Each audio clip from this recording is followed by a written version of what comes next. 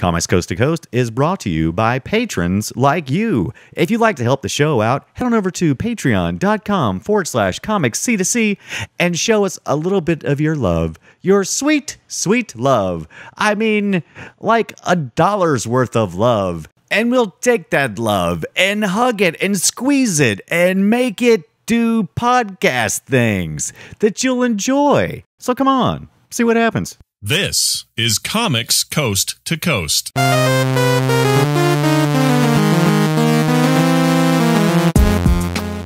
everybody, this is Brian Dunaway, and you're listening to Comics Coast to Coast, episode 310, the Ty Dunitz and Jenn. I was so focused on the Dunitz that I ended up slipping over the Jenn Lee part. Take that. But before we introduce Ty and Jenn, let's talk to Matthew Ducharme. Matt, how are you? Wow, that was a pretty good Dunawayism right there. Bravo, sir. It's been a while. I'm thank pleased you, to hear it made a return. Excellent. Matthew Ducharme, Matt the Wad, thank you so much for being on the show. Joel Duggan, unfortunately, he is feeling under the weather, so he is out, but do check out Forge Publishing. He's getting ready to do some stuff with Rob Momarch, right? So that's exciting. But since he's not here to pimp it, we're just going to get right into the show with Ty and Jenn. Ty, how are you doing? I have never in my life been better. This is it. This is the height of life right here. And Jenn, also, how are you? I'm doing good, thank you. Great. I'm going to let whoever wants to go and tell us about the comic. Before you do that, you guys listening, head over to risingsand.glass and check out this work. Ty or Jenn, please tell us a little bit about your comic. Oh, geez, just a little bit. Just a little bit. All right, so Rising Sand is a comic about a world where the sun, this is a geocentric world, and the sun is falling out of the sky. And so a group of friends who are driven by little more than a desire to not be dead are going to try to keep the sun from killing everyone. And I guess that is the elevator pitch. That's built-in conflict. I like it. That is good stuff. I mean, there's going to be all sorts of fiddly things and plot threads and whatnot, but that is the main conflict. Well, I can definitely tell our listeners that I was pretty impressed by the amount of world building that was apparent in the final product. There's clearly a whole lot of stuff that we haven't seen yet. It's I'm glad. I'm really thankful that people have noticed that. Rising Sand actually, before Jenn got involved, I was never a comic guy. I've been an illustrator for about 10 years now, but I wasn't anti-comics, but I had no interest in making comics. So right.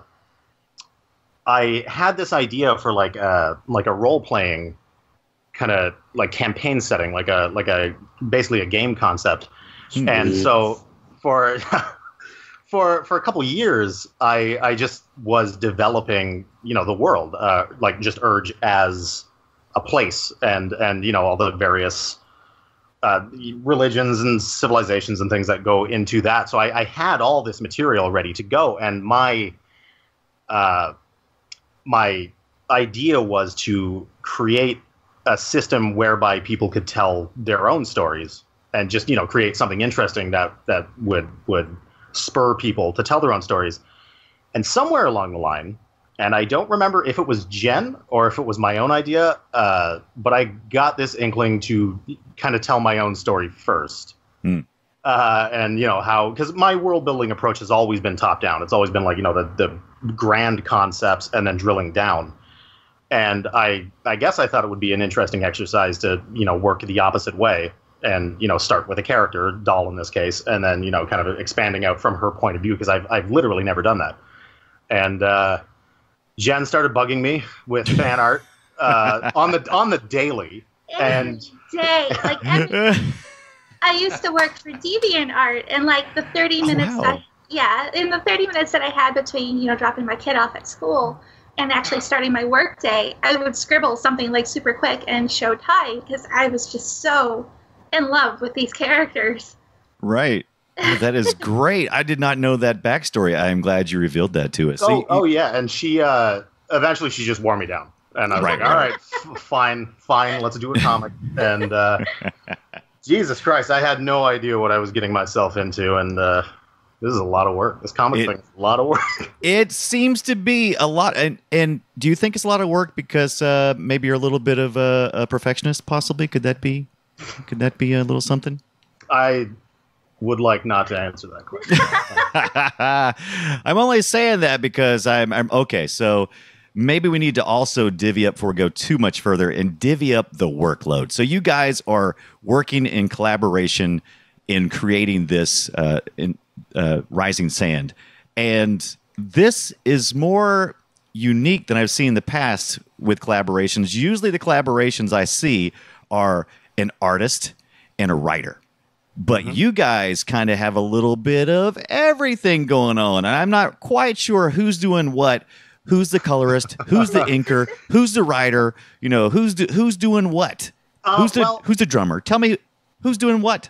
It's all on our about page. That's a good point. No, this is actually a problem we have in perpetuity, where somebody will tweet about Rising Sand or something, and they leave one of us out, and they don't know who does what and whatever. But I write, Jen draws, I color, and everything in between is kind of, we talk about it, and maybe somebody has an idea for something, and we just kind of develop stuff on the fly in terms of like costume and character design and whatnot. Like that's kind of a mixed bag, just whoever has the better idea in the moment. But essentially it's I write, Jen draws, and then I gussy it up with all my smoke and mirrors. I like the gussying up and the smoke and mirrors. Now, that's really impressive because the style looks like a single artist. Like, you don't. I don't suspect that she's penciling some, and it all just flows nice and well. Your character design always seems to flow straight across. So I'm really impressed with what you guys are doing. It's almost like it comes out as a bigger outfit than two great artists. It really is. You're doing good.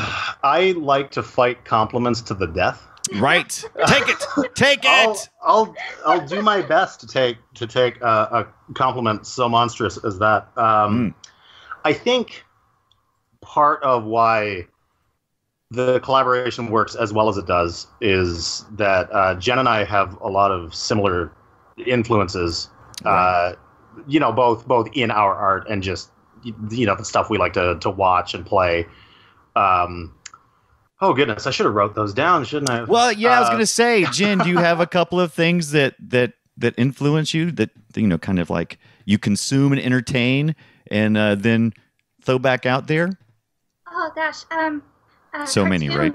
Cartoons for one. I'm trained in animation. And, nice, right? God,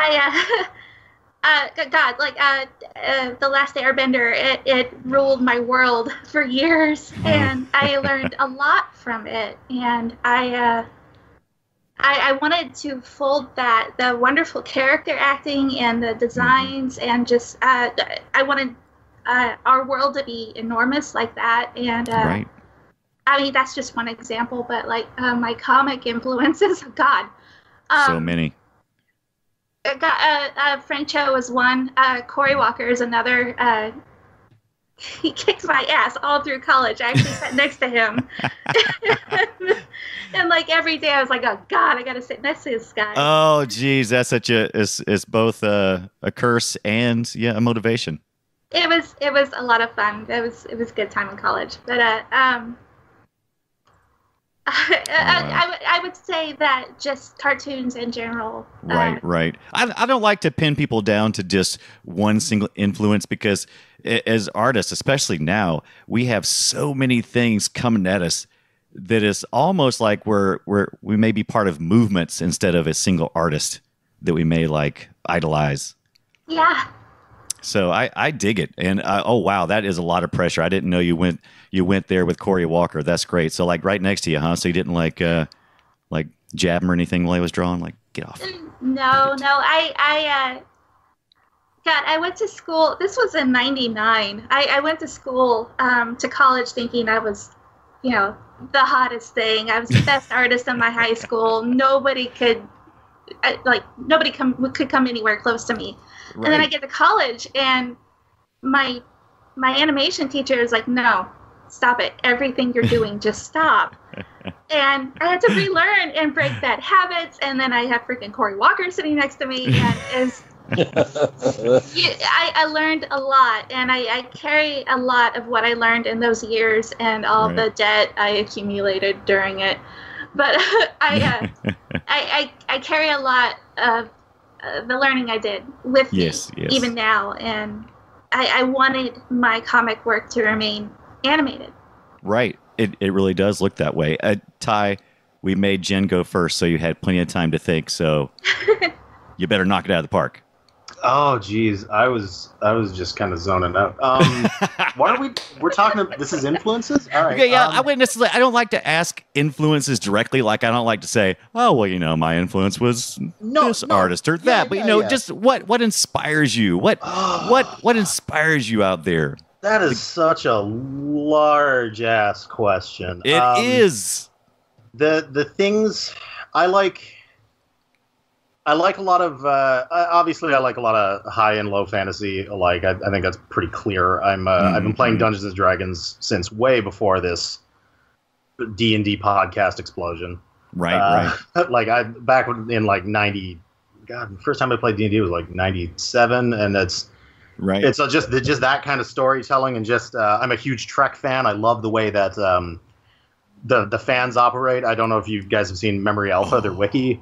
And how meticulous they get with the lore. I really love, fitting all this filigree of bits together to make a world that feels like it's running even when you're not reading. Yeah. That was well phrased. I like that comparison. I like that. It's as for specific works that Rising Sand is influenced by. No. I don't want. Oh, okay. You don't want to do the comparison game? Right. I don't want to do. Well, you can do a comparison, but I'm not a fan of the comparison. I've never been a fan of the comparison. I don't like that. All I'm going to say is that there's more of the Super Mario Brothers movie in Rising Sand than there has any right to be. All right, so I did like that comparison. I did like that comparison. That was pretty good. I'm going to go with that. Did you guys watch the Orville? Did you guys watch that? No, we didn't. I've read a couple of reviews. I'm sad because I've never been a fan of Seth MacFarlane. I don't really find him funny, but I've always appreciated that he clearly appreciates and respects science. And I mean, for fuck's sakes, he helped. Oh, can I swear? Oh, absolutely. By the way, this episode was marked explicit for a reason. Also, if you did head over to risingsand.glass, warning, there may be some adult themes. There may. In fact, actually, just ahead of this episode, I finally put a mature content warning, like right at the top of the page. Like, finally. Right. Because like people are going to be listening to this, and they got some... There's already, some gore and whatnot. Oh, what is this? An all ages comic? Let me look at this. That's we gotta sort that out. We gotta, what was I on about? Oh, Seth MacFarlane. Yeah. Let's unravel this tangle of topics we're getting here. What I've really always appreciated though is that he appreciates science, and he also is an enormous Trek fan. Right. And so I figured that he isn't from my perspective, he's not the funniest guy. At least he should do a parody that comes from a place of, respect and love for the material that is clearly parodying. Right. And it seems like he may not have done that. And so I'm a little, I will reserve judgment until I've seen it, but I'm worried now. I wouldn't worry too much, but go ahead and tell me why. No. I don't think there's any particular reason. Again, I haven't seen it. I have no idea whether or not it will, live up to my personal standards. Every fan likes to think that they're the authority. Right. But I don't know. We'll see. We'll see. Because I was worried because I'm worried that Discovery, which is that comes out at the end of this month, I think. Yeah. Don't get me started on that thing. Yeah. I'm worried that Discovery is going to try to be too much like modern TV. Yeah, I'm worried that it might not have that, that optimism and that which now more than ever we need as a species. We need. I'm worried that it might not do enough to remain worthy of carrying the legacy that is sitting on his shoulders. So I was excited that, if Discovery can't do that, maybe this parody can, like Galaxy Quest. Galaxy Quest is one of the best Star Trek movies ever made. Oh, so good. And hilarious. And I was hoping that perhaps the Orville could be that. Right. It's certainly not Galaxy Quest. But I will tell you this. If the Next Generation had a spinoff that was kind of comedy based, this would be it. It is like taking the most fun parts of the Next Generation and kind of putting it almost in an office setting. I don't know exactly where they're going with it yet. So I'm gonna give it a little bit longer. I can't say that I flat out enjoyed the first episode, but I was entertained a couple of times, and I really liked seeing that TNG attitude in a modern TV show. Well, that sounds encouraging. Yeah, I may be overselling it, but that's probably only because I'm trying to swing the other direction because so many people have poo-pooed it. And as far as Discovery goes, it looks really, really just drab. It looks serious. Yeah. It looks so serious, and I'm going to need some comedy because I like my Star Trek to be a little bit serious. I like to take a little visit with the Borg for a couple episodes. Oh, like DS9, like it got as far as Trek goes, like it got pretty pitch black. But I mean, then they would fuck off for a baseball episode, and I was like, we need Discovery. And I know that they're doing the whole like one season equals one story thing, but like they need to fuck off for a baseball episode. Just one episode needs to be the baseball episode. They need to have that fun. They need to have that Trek fun, and I'm worried that they're not. I am too. I just want us to be better. Let's not forget, I'm a fellow Trekkie, by the way. You awoken the Trekkie of Next Gen. Wasn't exactly the greatest thing in the world either. Fair point. Fair point.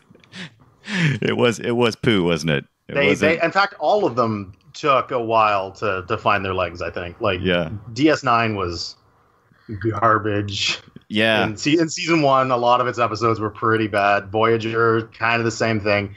Enterprise is pretty much crap all the way through, but it got a little bit better season 2 to 4. I'm only into season 2 on Enterprise, so I mean, as long as Discovery is better than this.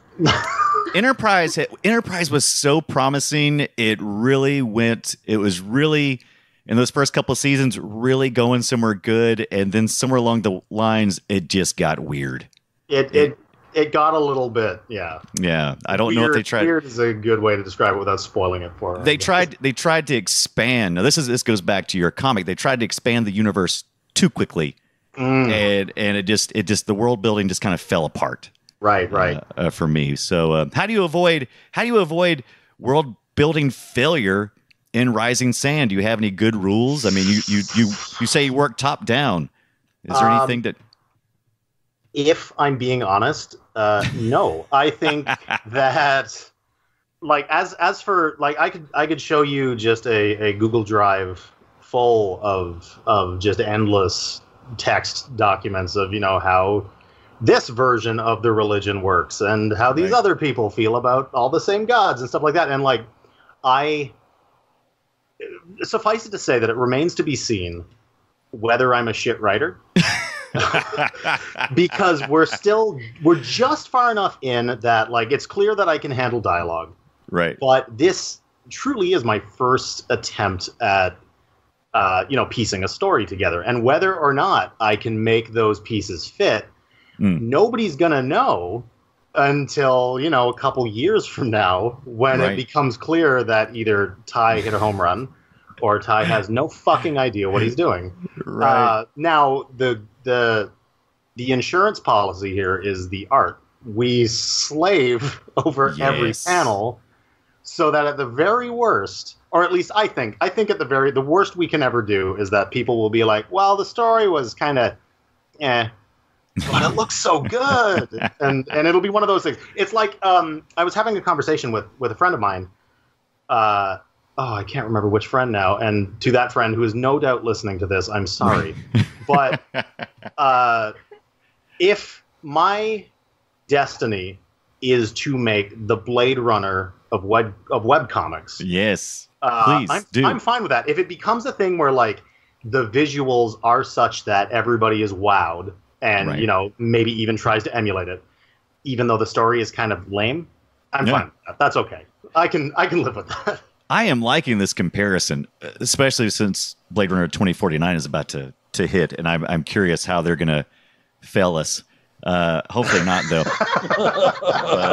But, we'll see. So I'm agree with you. If nothing else, you got to admit the thing just looks fantastic. Oh yeah, and, if I had a nickel for every time a reviewer used the word gorgeous to describe Rising Sand, I would have about like $5. $5. I'd have a lot of nickels. It would put it in a bag and head down to the coin star and make out like bandits. Yeah. Yeah. So, all right. So, but okay. So I really do. I agree with that's a great comparison. So which came first on the world building? Did you kind of told us a little bit. You said you were kind of writing it for a game and then you kind of inserted the artwork later on. And is that kind of how things step through for the world building process? Well, I mean, the art was always there. I mean, like I too am like Jen draws Rising Sand, but I'm also an illustrator, so I've always had kind of an idea of what things should look like, and I've always had sketches, and Jen had a lot to go on when she started drawing Rising Sand art, even before the comic. But I mean, it's kind of a tandem thing. A lot of the world building is like a function of necessity sometimes, where like I do have all these ideas, and I mean I did have the framework of like these are the races, and these are the whatever factions there are, and this is how they work, and this is the government, and this is but once you have something like a narrative, like a story, as soon as you like commit something. And like this isn't just the pages too. I mean, this is like the running feet that we have at the bottom with the extra lore. Yes. Once I've said something, all future lore has to remember that lore, and so it gets to a point, and it gets easier because it gets to a point where you have all these rules, right? And things that you've set up, and like bits of lore that for the most part you can't really breach without confusing people. And so the world really does just start to kind of like function autonomously. It does.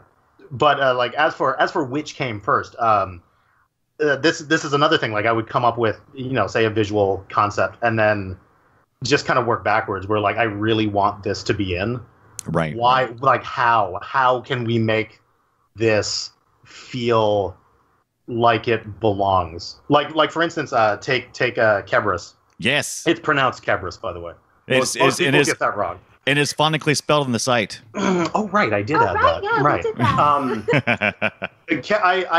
I had this drawing from ages ago, long before the project was, I think, even called Rising Sand, of this guy with these enormous cuffs. I think they were stone at first. I think they were originally stone. And they were actually quite a bit smaller than they are now. They were still huge, but they weren't as huge as they became. They are large. They're ridiculous. If this ever becomes like like a video game or anything, I have no idea how it's going to work. Like it's physically impossible, and we have to just kind of fake it, where like if you see him from the side, his arms are farther down than they should rightly be able to go, and it's just the fact that it's a two-dimensional drawing that we got to pull some visual tricks to make it work. It's weird, but yeah, no, I had this drawing and I was like, all right, so above all, I'm not getting rid of these giant cuffs. Right. Let's develop everything else around this drawing to make sure that this drawing stays in. And that for the first little while, it was kind of that, where I just had all these disparate ideas that weren't necessarily connected, but they were all things I really enjoyed visually. And since pretty much everything I come up with is kind of gloom and doom wasteland shit anyways, it wasn't too much of a stretch to make it all work together. Right.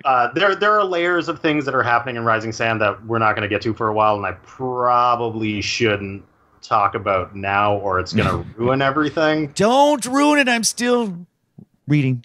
All right. I will say no more. But it's. I'll tell you I was.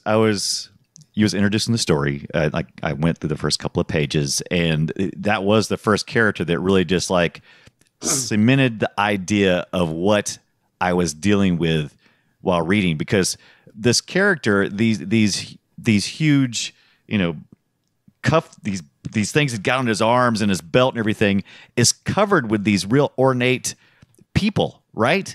Mm-hmm. So are those are like little people in there. So that is like it just caught my attention, and something about the size difference of everything that was going on there just like drew me into it. Your art just pulled me right in. So in your character creation of that character, did you think, oh, I'm making a mistake because I'm going to draw those little people every time? Only after we actually began pages. When it was just me and or Jen, just drawing isolated images of these characters, it was like, no big deal. And then once it was like, and you can see, I mean, it's pretty obvious to see.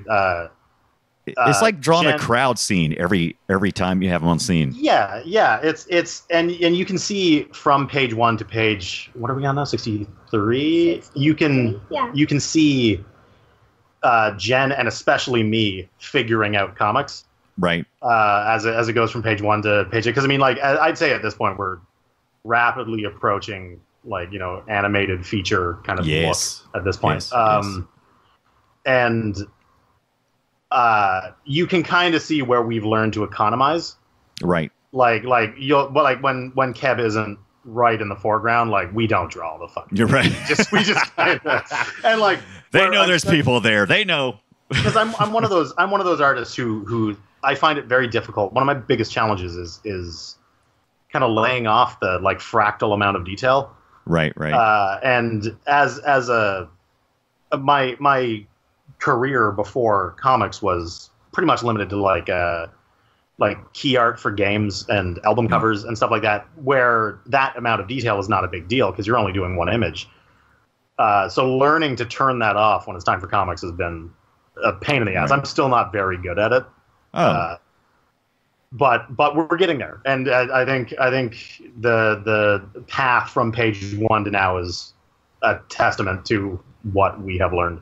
Right. And I also would like to tell you that, I know you don't like compliments, but I will say this. I think that the coloring you were doing in the beginning has evolved ever so slightly into a really, really defined color scheme. It's really working now, especially in the later comics. I really like what's going on. Oh, well, thank you. Yeah. It was a little more muted towards the beginning, but I wasn't sure if that was for story, or if you just hadn't decided on the color palette solidly, just hadn't got there yet. We were still figuring it out at that point. He had never colored a comic before, and I'm not a colorist, so we were both learning, and he was figuring it out, and it started to come together. Yes, I think eventually.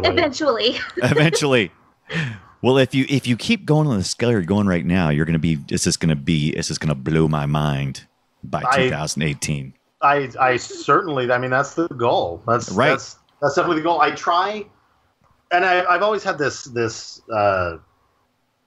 philosophy for, my larger illustrations, but for comics too, I always try with, every new piece, in this case, every new page, to just do one thing that I haven't done before. Right. And just see what if I try, X technique to, create more visual flair in whatever. And I mean, you can see a lot of the depth of field and the bloom and all the weird visual tricks, which isn't everybody's cup of tea. I get that. I kind of lay it on pretty thick, but well, I'm drinking it up.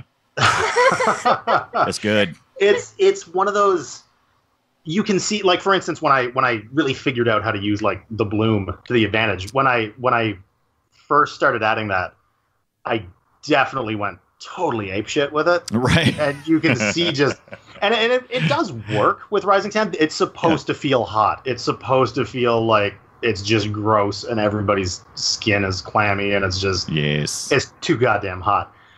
So it worked there, but you can also see as pages go on, I learn how to control it more, and it just sort of gets folded into the regular bag of tricks, and learning contrast was another one. The first few pages are just this beige and salmon kind of nightmare.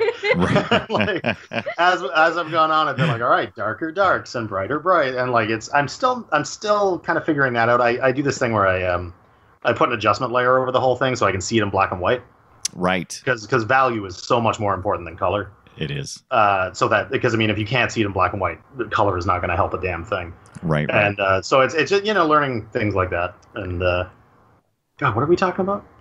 I didn't forget myself. I get to rambling and that's great. That's great. It means you're comfortable. Keep going. That's right. That's right. Don't stop now. You're onto it. Oh, speaking of style, there's a lot of little touches of style that I really like what you guys are doing.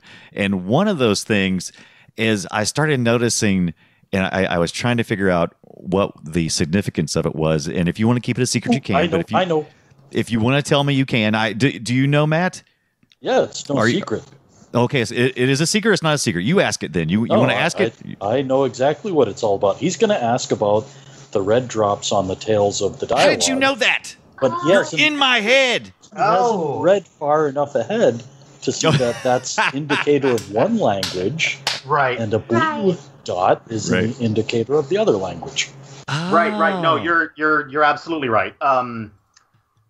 Those tab, we call them chunks. The chunks are a holdover from when I had no idea what I was doing. And just before we started the comic, we needed a way to indicate language. And for some ridiculous reason that at this time I have no defense of, and I should have just gone with this from the beginning, I didn't want to use colored outlines for the bubbles. We were worried that it was going to get lost. Ah, right. So I was like, we need something that's, not as intrusive. So we went with these chunks. But the problem that I pretty quickly noticed was that the chunks rely, and we always add them to the beginning of a chain to maximize the chance that you'll see it first. Right. But and then to as kind of subtle reminders, whenever a word needs to be emboldened, it's emboldened in the proper color. Right. But the problem with that is if you come in from the wrong vector, you might miss the chunk. And so we need a system that's more omnidirectional, and colored borders are the obvious solution to that particular problem. And I would love to change it. And as of Act 2, which will be starting at the very beginning of 2018, we will move to that. But I'm worried about just changing it in the middle of a scene right now. Well, eventually, when we go to do a Kickstarter for print or whatever, I will obviously go back and I will update all the bubbles so they're perfectly legible and everybody knows exactly what language everybody. Because there's going to be a third one as well, which is going to get thrown into the mix. So we need to make sure that it is absolutely clear. And but yeah, no. To answer the question, that is a vestigial element that just hasn't had an opportunity to exit the comic yet. That's a great explanation. I'm glad Matt was on it. He already knew the answer before he even asked it. Thank you, Matt. If you knew I was going to ask it, you should have just told me so I wouldn't look stupid. There is a particular page. I think it's 29. It's 20 something where the whole point of the page is to kind of clue you into the fact that like there is a language barrier. It's Right. And so it's kind of back and forth with the red and the blue. Not my favorite page, but it does seem to serve its purpose. People do seem to get to that page and realize, oh, they're languages. So it's Right. That page. Jen sounds overjoyed by that page. Now we've Page. ones that we consider our stinkers. Page 8. Page eight is a meme to Page us. 8 is a meme to us. It for a while we were calling it the Leafield page because Keb's arms are a nightmare. Yeah, there's some really weird anatomy going on that page. After a while we stopped nicknaming it and it just became Page 8, and we got to say it like we're spelling goat shit. Page 29, the language page. It might be 28. I'm pretty sure it's 29. I don't know. Pretty sure it's 29. Yeah, because it's. Oh, it's the last right one before, before, it's right right? before, yeah, okay. 29. 29. That page barely exists. For a while, up until page 49, I was drawing everything on comic boards. I'm a traditional artist. Right. And that page barely exists on the board. It's just nothing but chunks of comic board and tracing paper and just me trying to figure out how we were going to get these characters in the goddamn suits along with 2 other guards that we had to show the outside of the city. We had to do a lot on that page and leave enough space for the language to be apparent, because it's showing how the 2 different languages are going to work. And that's one of those pages that just it barely exists in a physical capacity. Yeah, we had a lot of trouble, and I actually talked about this in our most recent Patreon update. We had a lot of trouble with layout in the beginning, because the thumbnails that Jen and later I were doing for the comic, they severely over and sometimes underestimated how much space text needed. Right. And so we would get these huge swaths on the page of just like where nothing is happening. It's just like dead space on the pages, and that's been a huge fight. Like just learning to balance everything on the page better. And I think we're nailing it now. Yeah, but it took a very long time. And page 29 is one of the worst offenders, I think. Wow. No, Joel is going to be so jealous when he hears this episode, because he loves to talk about the technical issues. And you guys, this is maybe one of my favorite episodes so far that addresses so many of the problems that you ran into and these great solutions that you came up with. It's been a true pleasure on that part. You'd mentioned becoming a patron. So if you head on over to patreon.com/rising sand, you can become a patron of this art. And can you tell us a little bit about what you get when you're a patron? You get the world. You get the world. We bring you the moon. No, we're still. I mean, like so many other Patreons, particularly for webcomics, we're still figuring it out. We have a lot of behind the scenes stuff. Just technical things like we're talking about here. We talk about what has gone through our minds in the creation of things like influences and stuff like that. I've recently started doing like greatly expanded lore, sort of like the running feet below the pages, but mega sized. Oh, wow. So I can really go nuts on the topic for a little while. Right. We do bi-weekly streams of future pages, so if people want like a huge spoilery look at how the sausage is made. Especially now, if they're a patron, $5 and up, then they catch one of our streams on one of the days where I'm either penciling or he's inking or coloring.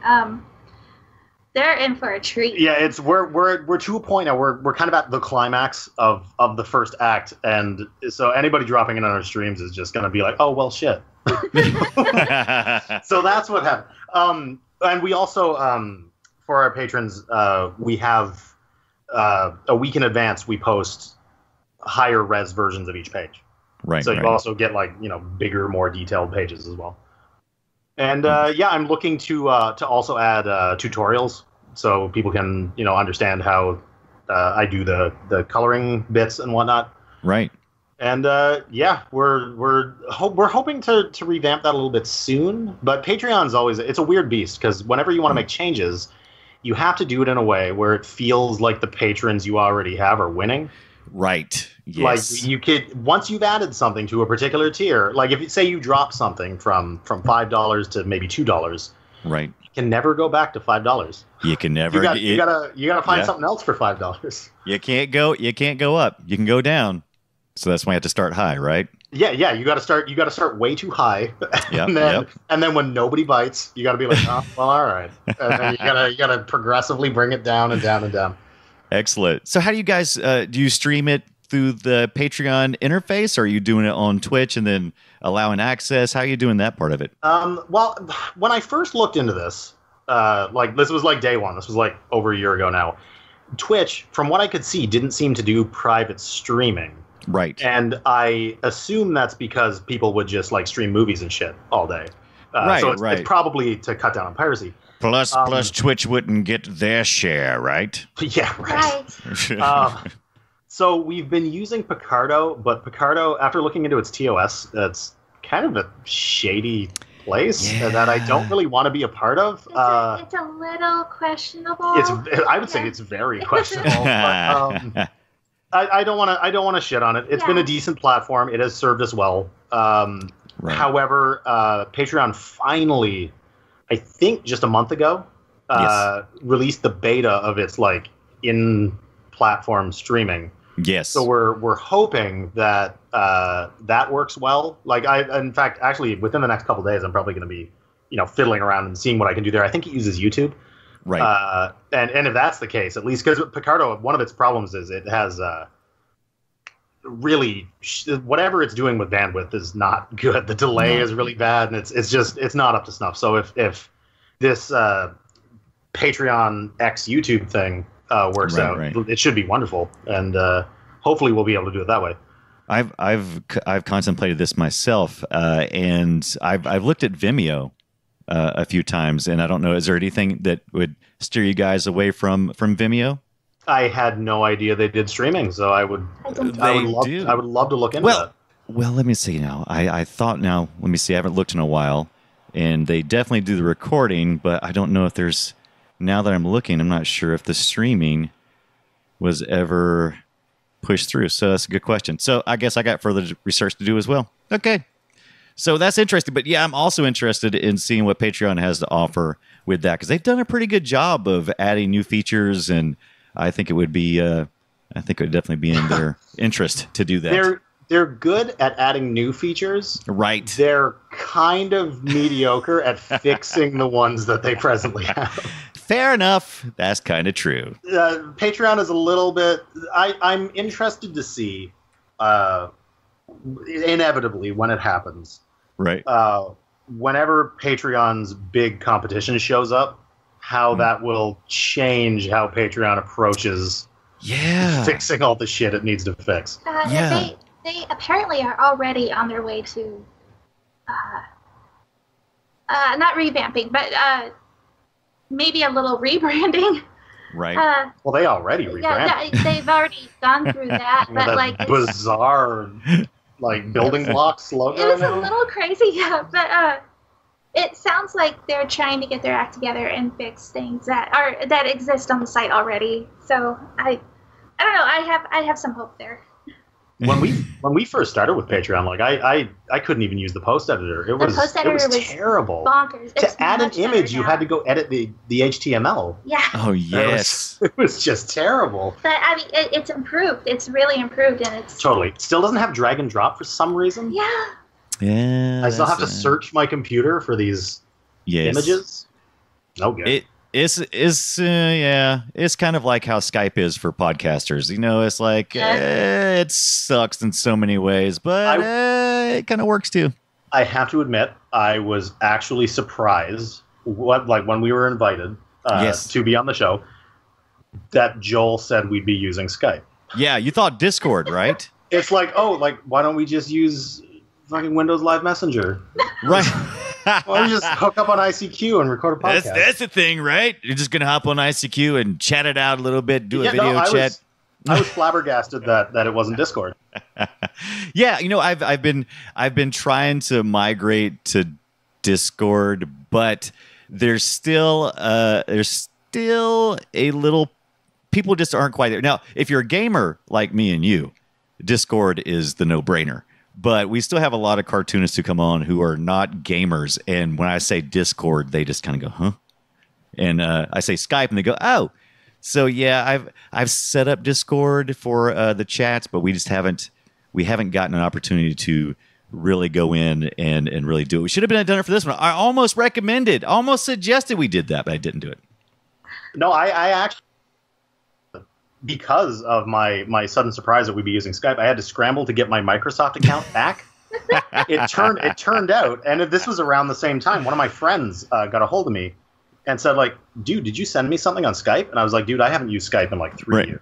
What is it again? What is going on? So anyway, so it turns out somebody had a hold of my account, and so I had to fight to get my Microsoft account back just so we could have this call. Oh, such a pain. You know what? I think we're going to update our invite, Matt. Remind me to remind Joel. We'll update it and offer that as an option, and we'll get there as well. You're right.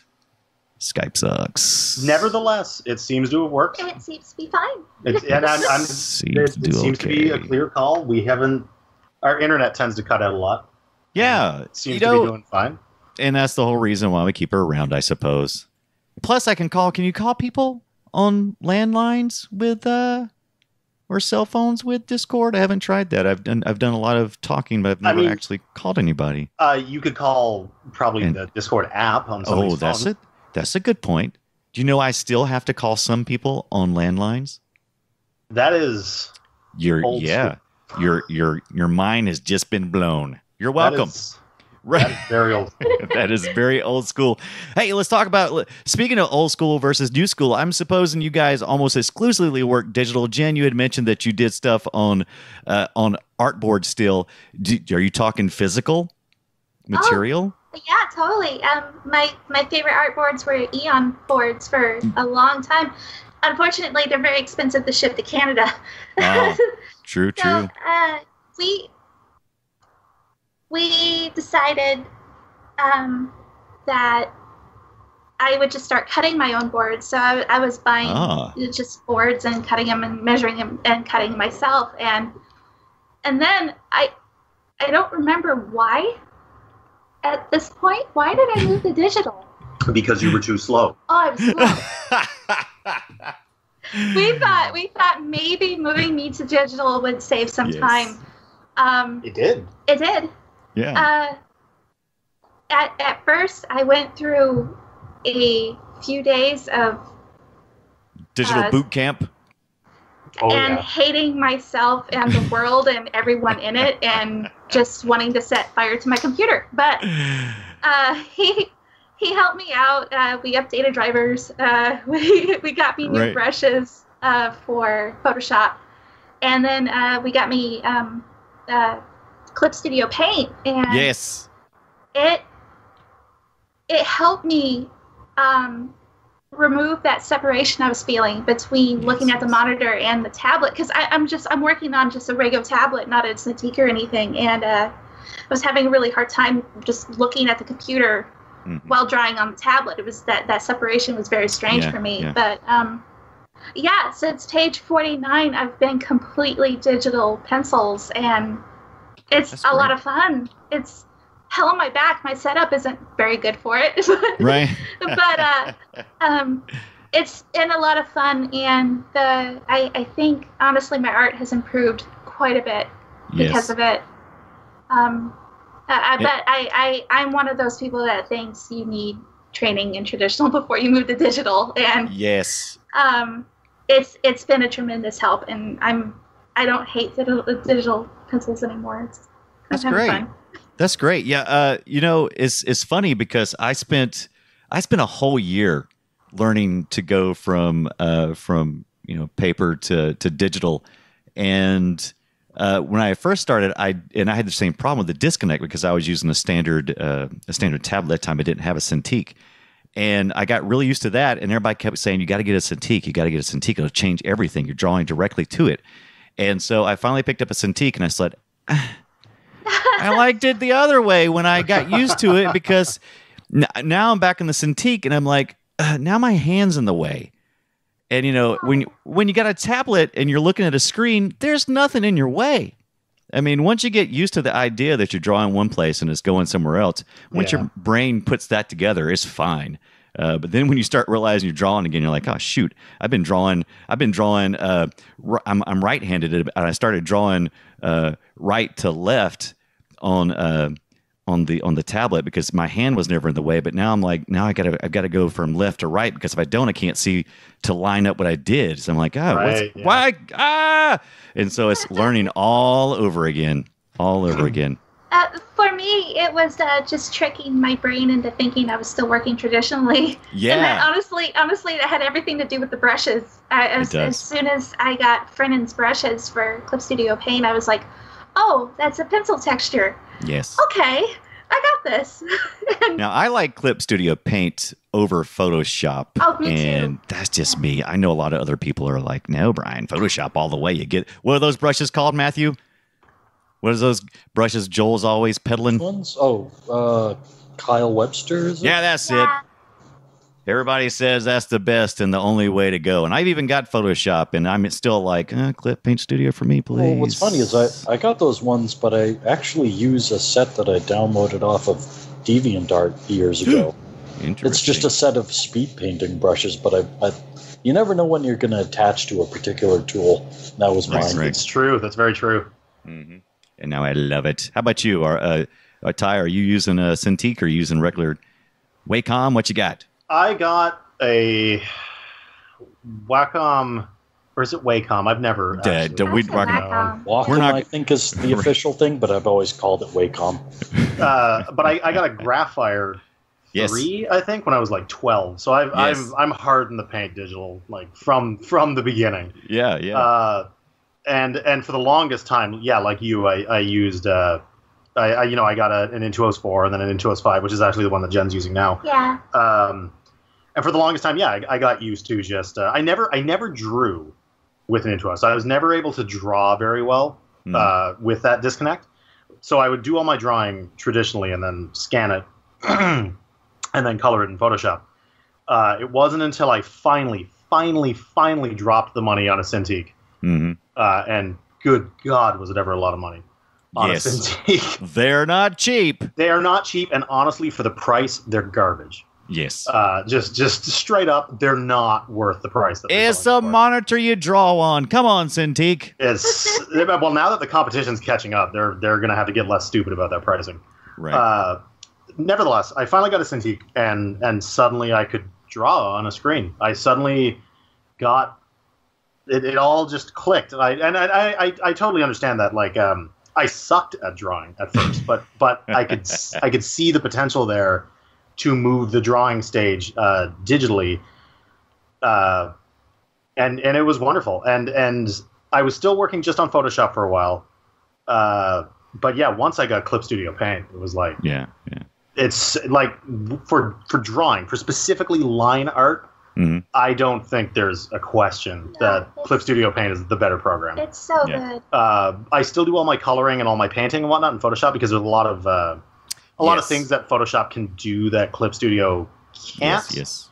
Or that Clip Studio's version is kind of like a weak sauce version of Photoshop's. Mm-hmm. But considering that Photoshop is now $200 a year, right, versus Clip Studio being on sale for $25 every other weekend. Yeah. There's no reason not to have that program. You can have both. Fantastic. You can have both, exactly. I mean, I've still got my same pirated Photoshop I've been using for. Oh, wait, did I say that on the air? Right. Hey, I still have a 10 floppy disk over here with Photoshop 5 on it. Oh, yes, that's wow. what I had. That's exactly what I had for years. You know, they do still give away CS3 for free on the website.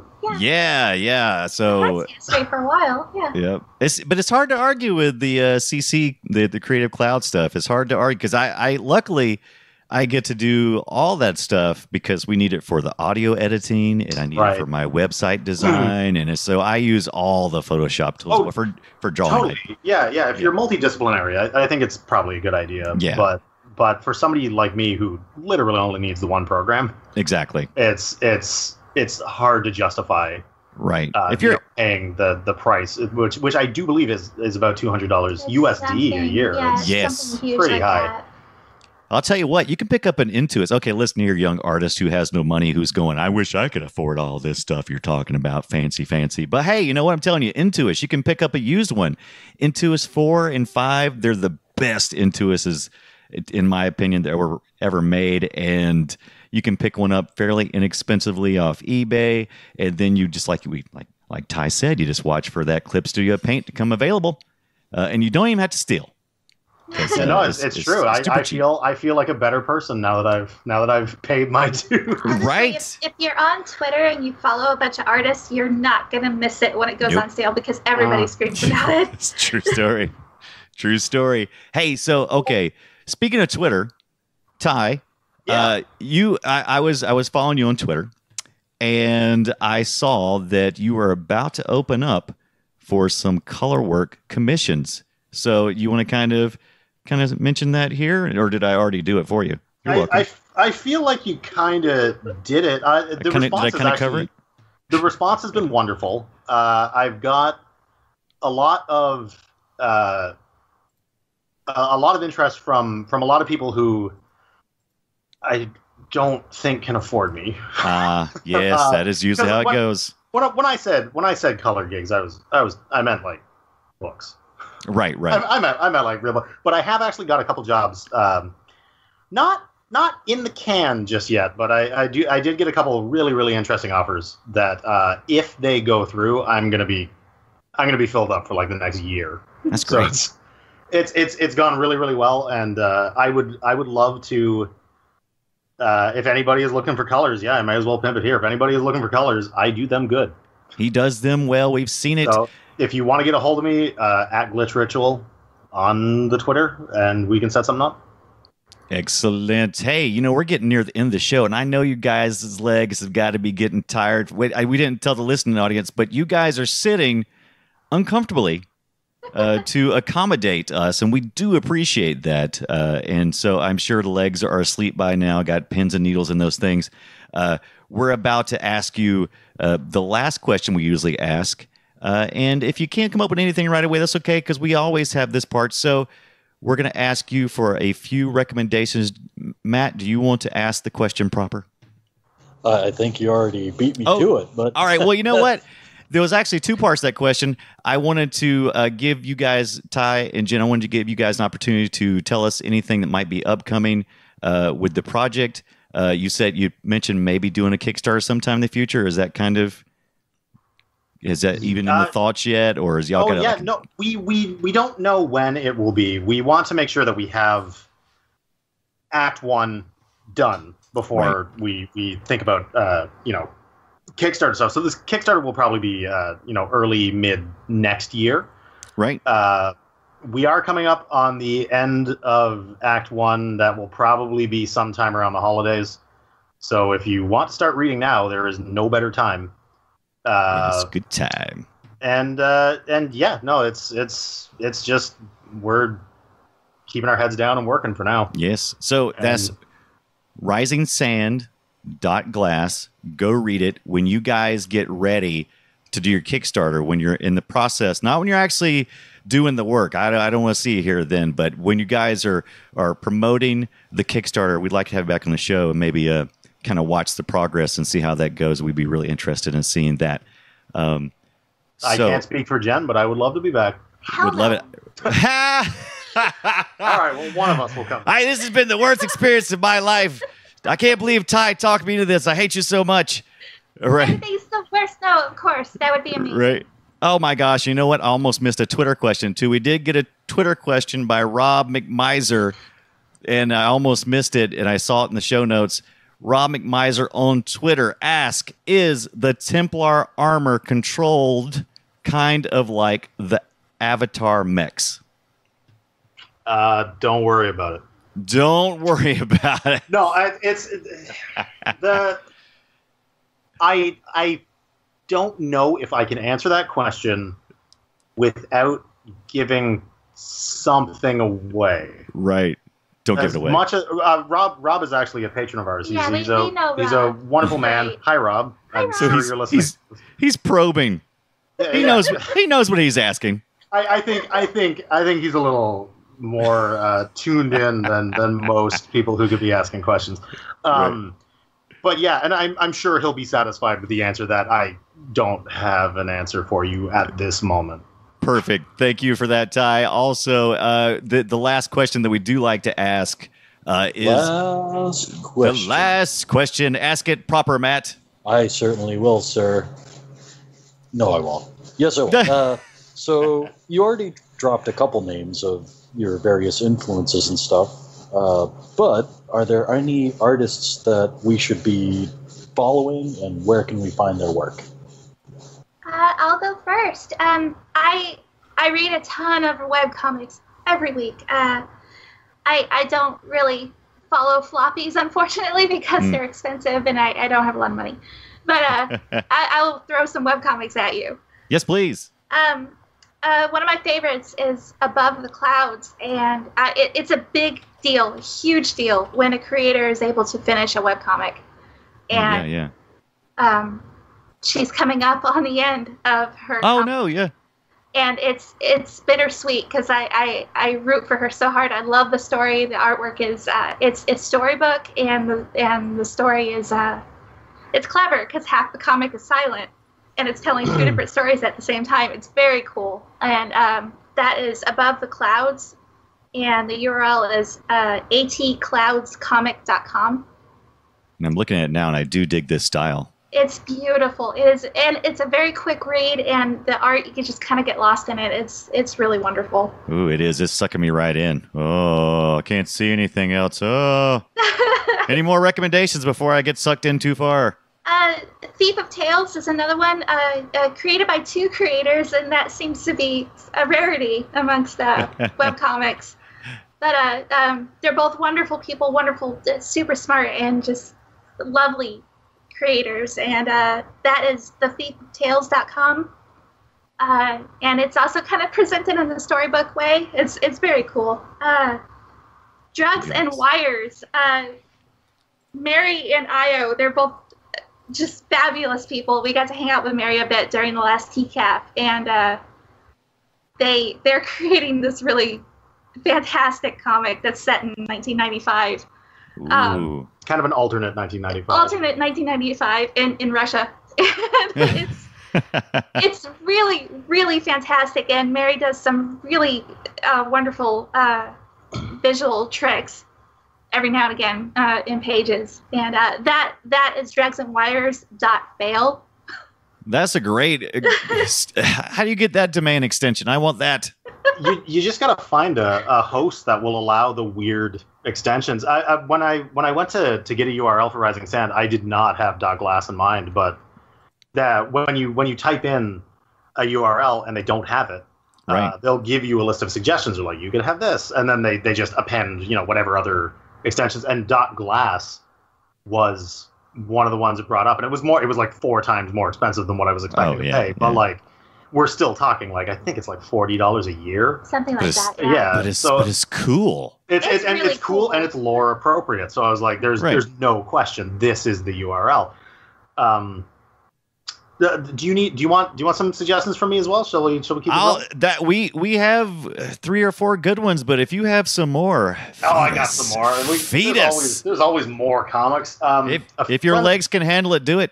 Oh yeah, no. I've got mighty legs. I'm good. A friend of mine, Neil, who goes by at Illustruction on Twitter, he came out with a new comic very recently. I think, within the last couple weeks. It's pretty new. And it is called Anime Tentacle Monsters, which is and simultaneously isn't exactly what it sounds like.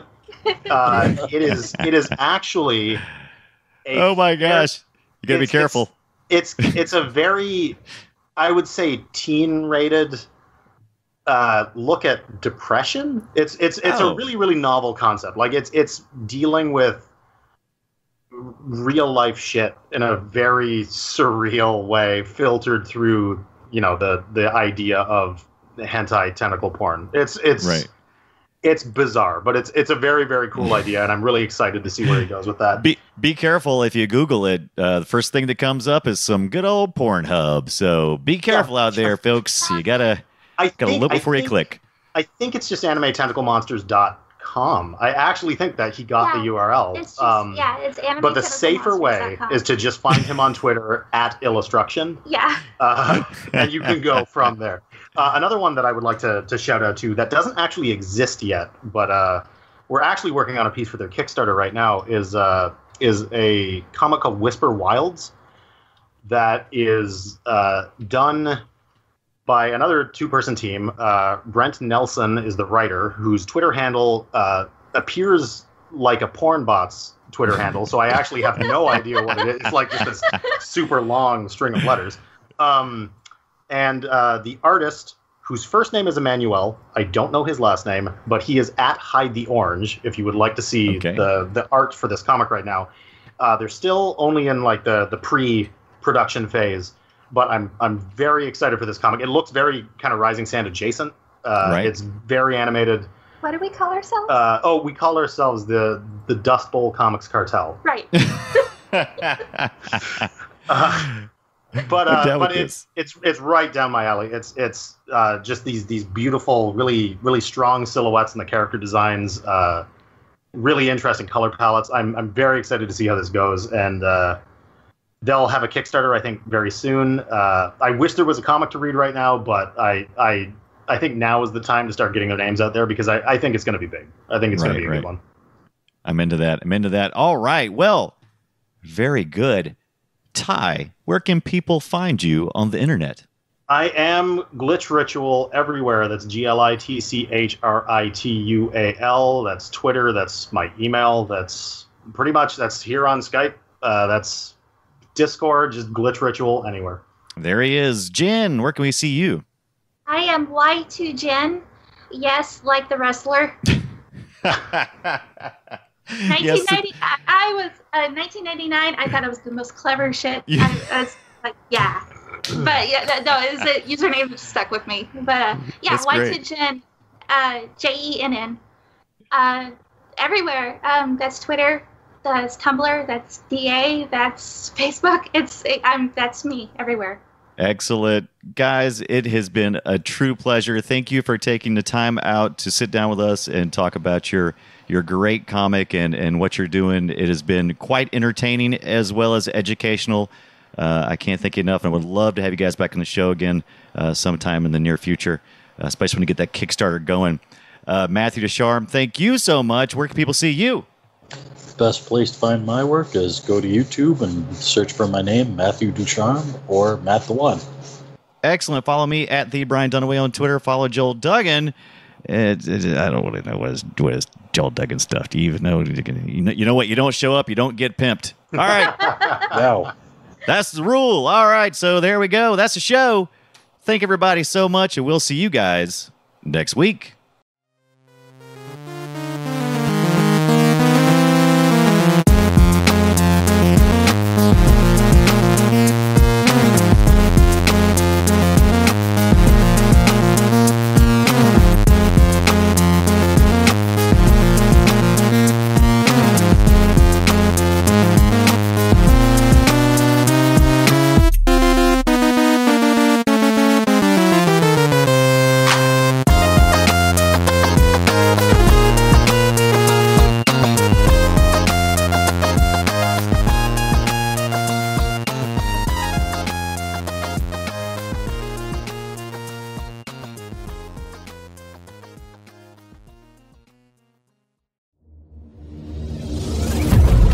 Part of the Frog Pants Network.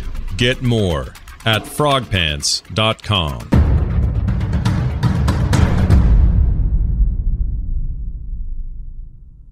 Here's the thing. We often describe this show as, imagine us all sitting down in a coffee shop, just a bunch of artists talking shop. And that's basically what this is.